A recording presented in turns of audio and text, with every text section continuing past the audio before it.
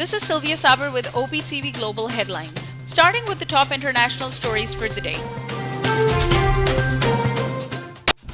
Pakistan has a vital role in influencing the Taliban, and the United States hopes that Islamabad plays that role. US Secretary of State Antony Blinken's remarks come amid a key visit to Washington by Pakistan's National Security Advisor and the Director General of Inter-Services Intelligence. The US Secretary of State warned that Afghanistan that does not respect the basic gains of the last 20 years, that Afghanistan will be a pariah in the international community. The U.S. Congress has approved $2.1 billion emergency funding to replenish the Capitol Police and Afghan. About half the money in the bill will go towards evacuating Afghans who assisted U.S. military forces in Afghanistan.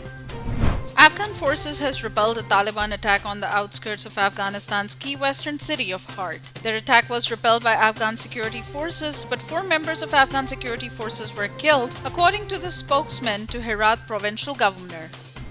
8 civilians, including several children, were among 23 people killed Thursday in the fire-cessed clashes to rock Syria's Daraa province since it was captured by the government. Encountering residents and armed opposition groups, the regime force had to withdraw after intense clashes. An Egyptian court has sentenced 24 Muslim Brotherhood members to death for the killing of police officers in 2 separate cases. The Daman Hour Criminal Court of Cairo convicted the group of several crimes, including the alleged bombing of a bus transporting police officers in the coastal Bahria Governorate in 2015. Saudi Arabia will allow fully vaccinated tourists to enter the country as of August 1st without the need for an institutional quarantine period following a year-and-a-half break due to coronavirus. An official vaccination certificate should be presented upon arrival and proof of the PCR test with its negative result within 72 hours from the time of the departure.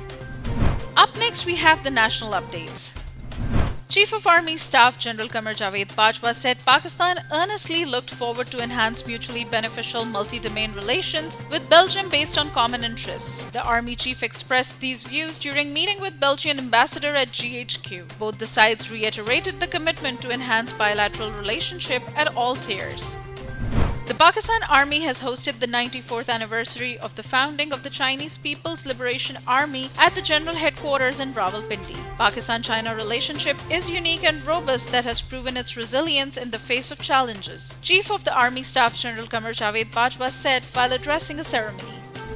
Pakistan's Prime Minister Imran Khan has said his country is neither responsible for Taliban actions in Afghanistan nor is his government a spokesperson for the interacting with the delegation of Afghan journalists. Mr. Khan rejected any action against families of Taliban members living in the country and said his government cannot put the families of Afghan Taliban into prison.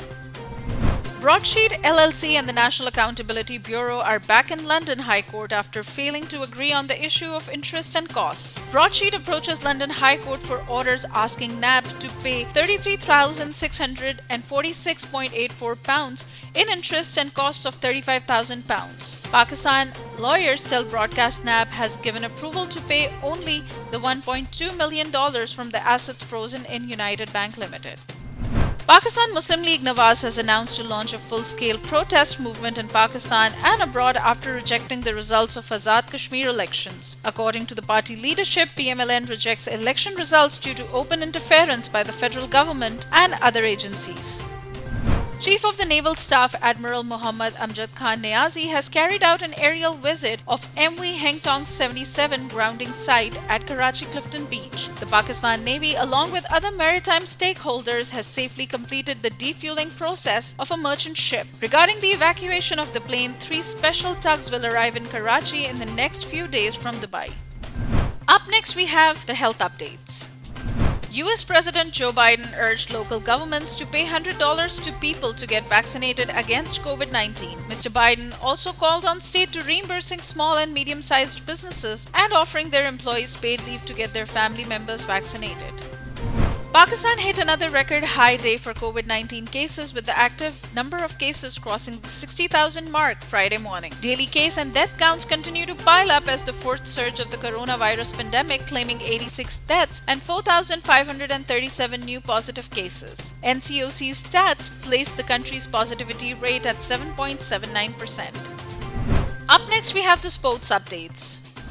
Sri Lanka cricket trio faces long ban's breach of the biosecure coronavirus bubble during Sri Lanka's limited over series in England. Vice captain Kusal Mendes and opening batter Danushka Gunathilaka should be barred from all forms of the game for 2 years, while Niroshan Dikwala was recommended an 18-month ban according to the Sri Lanka cricket panel. The second T20 of 4-match series between Pakistan and West Indies will be played at Guyana on July 31st. Earlier, persistent rainfall forced the abandonment of the first T20 international of a 4-match series. South African Tajana Schoenmaker smashed the long-standing women's 200-meter breaststroke world record Thursday to win the Olympic gold medal. Tajana timed 2 minute 18.95 seconds to better the 2 minute 19.11 set by Denmark's Rick Moller Pedersen in 2013. Up next, we have the entertainment updates. Pakistani actor and filmmaker Usman Mukhtar has denied allegations of harassment leveled against him by Mehroz Wasim, a female artist and musician based in Islamabad. Wasim has accused Mukhtar of groping her at a party in 2017 and harassing her in the workplace when they worked on a music video together in 2016. Hollywood's biggest and top-paid star Scarlett Johansson has sued Disney over its decision to release superhero movie Black Widow on streaming at the same time as in theaters. She alleged a breach of contract which cost the star millions of dollars, while Disney said there was no merit to the lawsuit, saying it had complied with her contract. Justin Bieber has shared a message of support for the gold medal winner, Olympic gymnast Simone Biles, as he reflects on the mental health struggles. The Canadian singer has said he's proud of Olympic gymnast Simone Biles after she spoke publicly about her mental health. Up next, we have the business updates. Pakistan has purchased an all-time high-priced liquefied natural gas since the country began LNG imports in 2015. Pakistan bought 4 cargoes for September delivery at more than $15 per million British thermal units, forcing the country to pay more than ever for the power plant fuel. The state-owned Pakistan LNG Limited first cancelled the tender of 8 cargoes for September and October, arguing that the rates were higher at $13.78 per MMBTU, but now it has procured 4 cargoes at the highest ever rates. The Economic Coordination Committee has allowed to import 600,000 metric tons of sugar in order to build up strategic reserves in the domestic market of Pakistan. It will cost 8 to 9 billion rupees per 100,000 metric tons depending on the freight charges, says officials. Up next, we have the updates on science and technology.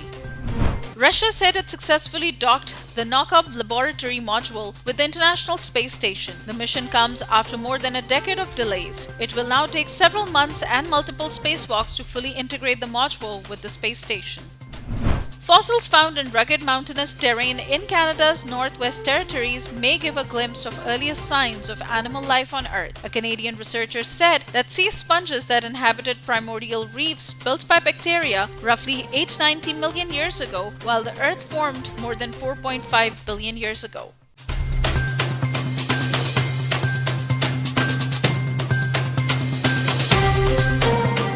That's all from this bulletin. For more updates, do stay with us and keep watching Optv Global.